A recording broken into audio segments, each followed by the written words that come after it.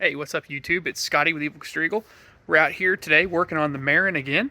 Got some new parts we're going to put on it, some cool new stuff. Let's check it out.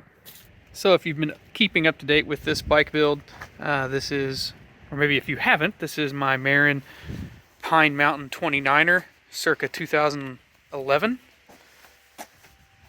Awesome bike, love this thing, but the fork needs rebuilt, and parts for this old Recon, even though it is an air fork, are hard to find because it is so old.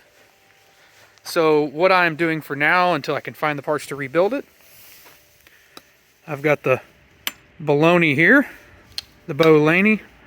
This is a 120 travel 34 millimeter stanchion, so it's a little, it's a lot beefier than the Recon that's on here, and this is a stock travel of 100.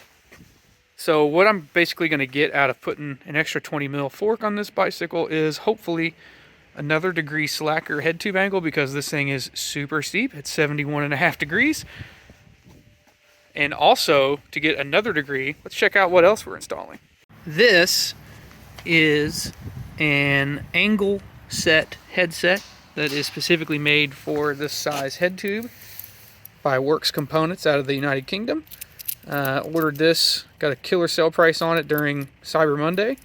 It took about 2 weeks to get here, but awesome guys, customer service was great, and can't wait to put this thing on because this is going to slacken it out. You can see, I don't know if you can tell in the footage, but you see how it's kind of oblong. Basically, how that works is it's going to take this head tube angle and just kind of kick it skewed that way a little bit more. So again, we should get 2 degrees slacker out of this entire installation. So let's get to it. So when you're installing these cups, you see that little notch? If my camera will focus here. You want to line that up with the front, the big notch. And on the bottom, the small notch right there. I don't know if you can tell. I'm looking up underneath it. But it's narrower here than it is here. It's thicker here, and that's to kick that back of the front this way some more, and vice versa on top here. You can see it's thinner in the back, thicker in the front to shift the fork back some at the top. Pretty easy to get in, no problem installing. Let's finish it up. Oh yeah, this is looking awesome. You can actually tell that it's a little slacker, even in the stand. Can't wait to get the brakes back on, and then we'll look at the finished product.